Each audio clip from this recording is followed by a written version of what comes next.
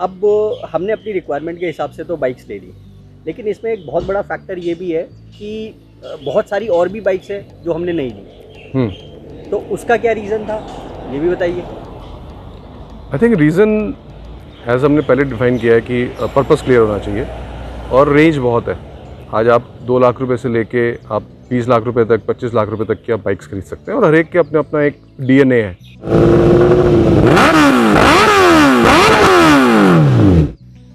तो फाइनली आपने फिर जीरो इन कर दिया KTM पे। KTM 390 adventure.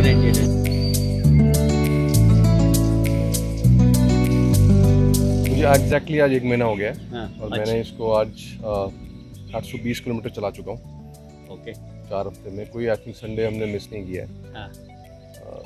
जब मैंने ये टेस्ट राइड करी बाइक, तो आप पिक्चर याद है एवेटार, जिसमें हाँ। आप अपना व्हीकल चूज करते हैं और बैठते हैं तो एक सडनली आपका कनेक्शन बन जाता है। कुछ ऐसा था। हाँ। प्रशांत, आपने काफ़ी सारी बाइक्स ट्राई करी हैं, क्या वजह थी कि आपने डोमिनर को ज़ीरो इन किया?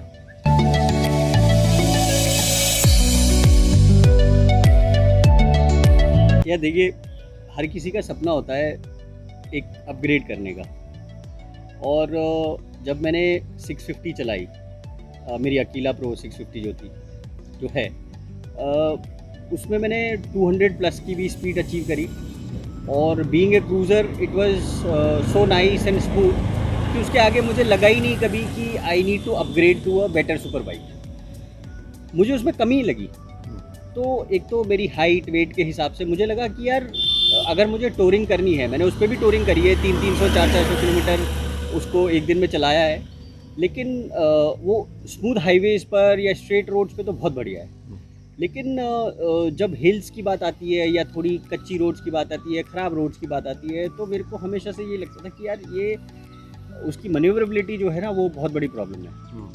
और डोमिनार लेने का मेरा रीज़न ये था कि एक ऐसी बाइक तो ज़रूर होनी चाहिए ताकि आप जहाँ ट्रैवल करना चाहें वहाँ ट्रैवल करें। जब मैंने टेस्ट राइड करी, जो मुझे शायद चाहिए था एक बाइक में, comfort, speed, peace of mind, latest bike है, lot of gadgets, lot of electricals, जिससे सेफ्टी आपके दिमाग में सेफ रहता है। आपको अच्छा लगता है कि यार कोई टेंशन नहीं है, पूरी केपेबल बाइक है। सो वो बिल्कुल वैसा था। मतलब 100 पे इतनी आराम से चली गई, महसूस ही नहीं हुआ कि आपने एफर्टलेस बाइकिंग, मुझे ऐसा फील हुआ। सस्पेंशन बहुत अच्छा था, जो मुझे लगा कि ऑफ रोडिंग कभी करनी पड़े, रोड मिले ना मिले, गड्ढे आएँ तो आराम से निकल जाए। बहुत हैवी बाइक नहीं है कि इसको मैनूवर करने में बहुत दिक्कत हो, मैनूवरिंग भी अच्छी है। तो सिटी चलानी हो या हाईवे चलानी हो तो बहुत ही कंफर्टेबल है, क्योंकि जब आप राइड करते हो तो बीच में भी गांव शहर सब आते हैं। तो जब उसको पार करना होता है तो बड़ी बाइक जो होती हैं, तो हैवी बाइक जो होती हैं, थोड़ी सी मैनूवरिंग में तंग करती हैं। इस मामले में ये बहुत एजाइल और मतलब स्प्रिंटेड बाइक है। 160-170 की स्पीड पे आराम से टॉप स्पीड है इसकी। और अगर आप हाईवे पे क्रूज़ करना है तो करीब 110-120 की कांस्टेंट स्पीड चाहिए होती, तो ये बहुत आराम से निकाल लेती है। सिटी में थोड़ा सा प्रॉब्लम है क्योंकि लो एंड का टॉर्क इसका थोड़ा सा अच्छा नहीं है, तो फ्रीक्वेंट गियर चेंजिंग है तो प्रॉब्लम करती है। बट फॉर्चुनेटली हम जिस सिटी में रहते हैं, दिल्ली जैसी सिटी में, जहाँ पे रोड्स अच्छी है, तो उतना ज़्यादा इशू होता नहीं है। फ्लाईओवर्स हैं, ज़्यादा लाइट्स नहीं है। Even if you are travelling for 50 kilometre, शायद 3 या 4 लाइट्स आती हैं, उससे ज़्यादा नहीं आती हैं, विच इज़ गुड। तो उसके हिसाब से मेरे को तो ये बहुत सेट लगी। तो आपके पास जो पुरानी क्लासिक 500 थी, उसके कंपैरिजन में और इसमें क्या आपको डिफरेंस लगा, और क्या चीज़ ऐसी लगी जो आपको लगा कि इसमें नहीं है और उसमें थी? आई थिंक सिर्फ जो क्लासिक 500 का जो एक रेट्रो स्टाइलिंग है, क्लासिक मोटरसाइकिलिंग लुक है, वो नहीं है इसमें, क्योंकि बहुत मॉडर्न और यंग बाइक है। रॉयल एनफील्ड क्लासिक 500 थोड़ी रेट्रो क्लासिक मोटरसाइकिलिंग अगर आपको पसंद हो तो डिज़ाइन के हिसाब से मुझे लगता है कि वो इसमें नहीं है। बट ओवरऑल राइडिंग कंफर्ट अगर मैं देखूं, ओवरऑल प्लेजर देखूं ड्राइविंग का, on long rides, short ride में तो आप ज़्यादा डिफरेंस महसूस नहीं कर सकते, बट लॉन्ग राइड्स में I think this scores much ahead. मेरे रिक्वायरमेंट के हिसाब से बहुत फिट हो रही है ये बाइक।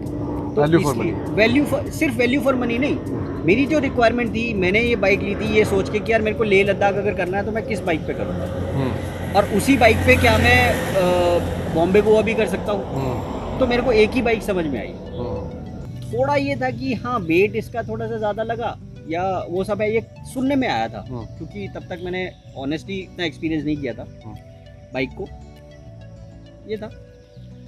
और आपने 750 करीब चला लिया इसको, 850। तो इसमें क्या आपको ऐसी चीज़ लगती है जो इम्प्रूवमेंट, एरिया ऑफ इम्प्रूवमेंट है?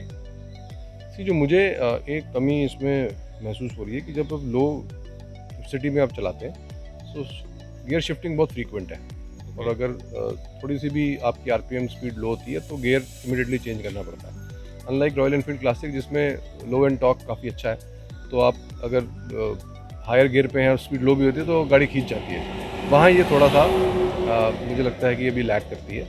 But once you cross your RPM of 3,500-4,000 then there is no problem. तो आपने बोला कि अपग्रेड हर कोई करना चाहता है, तो अकीला 650 से आप 400 सीसी की बाइक पे आए, तो कहाँ अपग्रेड किया? मैंने रिक्वायरमेंट के हिसाब से अपग्रेड किया। ओके। तो पहले मैं I was with Aquila 650, I was limited to only good roads, straight roads, roads with less bends, ठीक है। Now I have upgraded myself to go to roads जहाँ पे रोड्स नहीं है, जहाँ पे मट्टी है, जहाँ पे बेंड्स हैं, नैरो रोड है, मूर्ति रोड है, हिल्स हैं, सो और हाईवे पे तो चल ही सकते हैं। तो आई थिंक बड्डे भी निकाल सकते हाँ, हैं। तो मैंने अपनी रिक्वायरमेंट के हिसाब से अपने आप को अपग्रेड किया है। तो अपग्रेड का मतलब सिर्फ इंजन अपग्रेड करना नहीं होता, अपग्रेड का मतलब है बिल्कुल। कि उसकी वर्सेटैलिटी, अडेप्टेबिलिटी भी अपग्रेड में कैलकुलेट। मेरे हिसाब से तो see it is about requirement ना। बाइक तो कोई बुरी नहीं होती, बाइक तो सारी अच्छी है, लेकिन आपको ये देखना चाहिए कि भाई मेरी रिक्वायरमेंट क्या बाइक सूट करती है। वो बाइक एक ऐसी बाइक है कि जो आपके पास चाहे सुपर बाइक हो चाहे कुछ भी हो, एक वो बाइक आपके स्टेबल में होनी चाहिए, वर्सेटाइल बाइक। वर्सेटाइल। सुमित, हमारे उसमें ना एक बड़ा स्टिग्मा है सोसाइटी में कि 40 साल के हो गए तो बुढ़ापे की तरफ है। तो आप I mean you are also above 40, I am also above 40, so I just want to understand कि मतलब क्या आपको फीलिंग है इसमें? I think What do you think? कई लोग बोलते हैं ना कि यार एक ओल्ड एज होने पर एक कंफर्टेबल सी रॉयल एनफील्ड टाइप की, कुछ बुलेट टाइप की एग्जैक्टली bike- जब मैंने बाइक खरीदी तो एक मेरे एक फ्रेंड हैं, वो भी बाइकिंग करते हैं, ट्रायम्फ बॉनविल चलाते हैं, तो उन्होंने लिखा क्या ये लॉन्डो जैसी बाइक ले ली तुमने। तो ये आई थिंक सोसाइटी का परसेप्शन है कि अगर आप मैच्योर हैं, ग्रेइंग हेयर है, तो आपको थोड़ी मैच्योर बाइक चाहिए। आपका मतलब Harley Davidson, Royal Enfield, these are mature bikers, तो 40 के ऊपर जो लेते हैं वो ये वाली बाइक्स लेते हैं। मुझे ऐसा लगता है ये एक मिथ है। हर एक इंसान की अपनी नीड है, उस नीड के हिसाब से मोटरसाइकिल्स हैं। पहले ऑप्शंस नहीं आती थी, आज की तारीख में ऑप्शंस आ रही हैं, और मैंने बहुत से राइडर्स देखे हैं जो डोमिनार पे जिन्होंने ओडिसी किया है, मतलब उनकी एज हमारे से भी ज़्यादा है, और केटीएम चलाते हैं, हायाबूसा चलाते हैं, स्पोर्ट्स बाइक चलाते हैं। So I think it is what you need from bike, what is your comfort level, उससे इम्पोर्टेंट कुछ नहीं है। अब आपने इसको कितना 1500-2000 किलोमीटर चला चुके हैं? ये मेरी अभी 2 महीने नहीं हुए हैं, 2 महीने होने में अभी 4-5 दिन बाकी है, और 2000 चल चुकी है। 2000 चल 2000 का फर्स्ट एक्सपीरियंस क्या है? मतलब पहले 2000 के बाद क्या फील हो रहा है आपको? मैं बहुत खुश हूँ क्योंकि अकेला लेके जो मैं अपने आप को लिमिटेड महसूस करता था वो इस बाइक पे नहीं है। मैं अब गाड़ी खड़ी होने के बावजूद मेरे को ये लगता है कि यार मैं बाइक पे जाऊँ, तो चाहे वो सिटी का ही हो, चाहे वो 10 किलोमीटर जाना हो, चाहे वो किसी काम से जाना हो, मैं प्रेफर करता हूँ कि बाइक उठाऊँ और लेके चले जाऊँ, जो अकेला के साथ नहीं था। तो मेरे हिसाब से तो मैं बहुत खुश हूँ क्योंकि मैं बस बाइक चला पा रहा हूँ। तो इसमें जब ये स्टॉक बाइक आपको मिली तो उसमें आपको कुछ अपने हिसाब से कुछ मॉडिफिकेशन कराने पड़े, या आप स्टॉक बाइक ये भी यूज़ कर रहे हैं, या आपको लगता है कि इसको अभी और थोड़ा अपने लिए सूटेबल और बनाने की आवश्यकता है? हाँ, तो थोड़ा सा मैंने इसमें अभी 2-3 चीज़ें करवाई।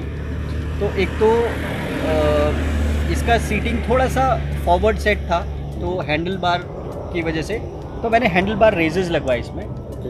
सबसे पहला मॉडिफिकेशन मेरा वही था। उसके साथ साथ मैंने इसमें ये सैडल स्टेज लगवाए, क्योंकि टूरिंग के लिए मेरे पास जो सैडल बैग्स हैं वो इसमें सेट हो सकते हैं बड़े आराम से, तो ये सैडल स्टेज लगवाए हैं। तीसरा मैंने इसमें एक ये मोबाइल होल्डर लगवाया है जो बहुत ज़रूरी है। चौथा मेरे को एक लुक्स के लिए मैंने ज़रूर काम किया है, वो मैंने अपना ये फ्रंट फेंडर लगवाया है। तो फ्रंट फेंडर से थोड़ा सा मेरे को लुक अच्छी लगती है, एक्सप्लोरर टाइप की लुक आ जाती है। तो व्हाट यू सेइंग इज कि हर किसी को अपनी रिक्वायरमेंट आइडेंटिफाई करना बहुत ज़रूरी है। बहुत ज़रूरी है। आई थिंक हम लोग इन्फ्लुएंस हो जाते हैं आसपास की बाइक की लुक देख के। छोटी स्पीड राइड पे हम चला के देखते हैं कि वो बड़ा अच्छा फील आ रहा है, बट आई थिंक हर एक को अपनी गोल पता होना चाहिए, मैं ये राइडिंग क्यों करता हूँ। तो मैं जब फर्स्ट टाइम क्लासिक 500 ली थी तो मुझे मेरा गोल क्लियर नहीं था, या था भी तो उतना डिटेल में मैंने सोचा नहीं था।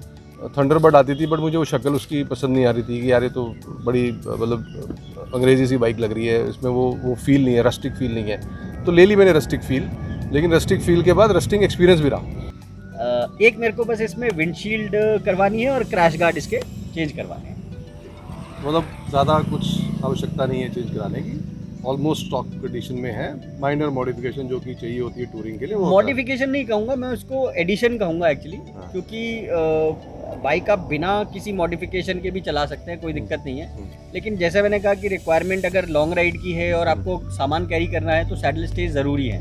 सैडल स्टेज के बिना आप सैडल बैग नहीं लगा सकते, टॉप रैक नहीं लगा सकते, तो वो सारी चीज़ें हैं। बट अदरवाइज बाइक तो एज इट इज, अगर आपको सिर्फ बाइक राइड करनी है तो इसमें कोई कमी नहीं है। सो in one sentence, how would you describe your feeling after buying this bike?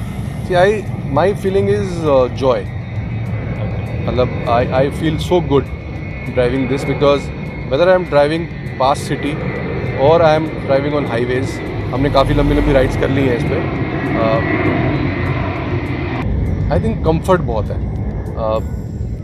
150-300 kilometre हमने चलाई है बाइक, मेरे ख्याल से हाईवे जब हम खतौली गए थे।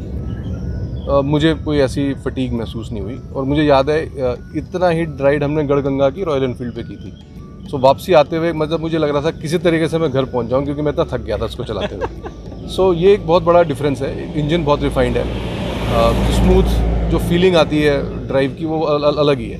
लाइट निम्बल बाइक है। बीच में हम जब खतौली थे तो एक स्ट्रेच ऐसा था जहाँ वो रोड भी नहीं थी और ज़्यादा आप स्पीड नहीं पकड़ पा रहे थे, तो ऐसा नहीं लग रहा था कि आपको दिक्कत हो रही है, मैनूवरिंग करने में मुश्किल हो रही है। आई थिंक बहुत वर्सेटाइल बाइक है, और जैसी मुझे चाहिए थी एक्चुअली वही है। सबसे अच्छी चीज़ आपको इसकी क्या लगी? सबसे अच्छी चीज़ मुझे इस बाइक की ये लगी कि इसमें पावर भी है और इसकी मैनेवरेबिलिटी भी, सो ऑप्टिमम बैलेंस है। सो ना ये बहुत हल्की है ना ये बहुत भारी है, चलाते वक्त फील आता है। और दूसरा ये कि इसको मैं कहीं पे भी ले जा सकता हूँ। सस्पेंशन अच्छा है, पावर अच्छी है, टॉर्क भी अच्छा है, टॉप स्पीड अच्छी है, लो एंड पे ग्रंट अच्छा है, ठीक ठाक है। But so I think it's a complete package. वो कहते हैं ना, ज़रूरतें तो फकीरों की भी पूरी हो जाती हैं और ख्वाहिशें राजाओं की भी अधूरी रह जाती हैं। ऐसे ही बाइक कोई बुरी नहीं होती, हर बाइक में कुछ पॉजिटिव्स और कुछ नेगेटिव्स होते हैं। लेकिन जो बाइक आपकी रिक्वायरमेंट्स को सूट करे, आपके बजट में फिट हो, वही बेस्ट होती है। तो पहले ज़रूरत को समझिए और पूरा कीजिए। ख्वाहिशों का क्या है, वो तो बदलती रहती हैं।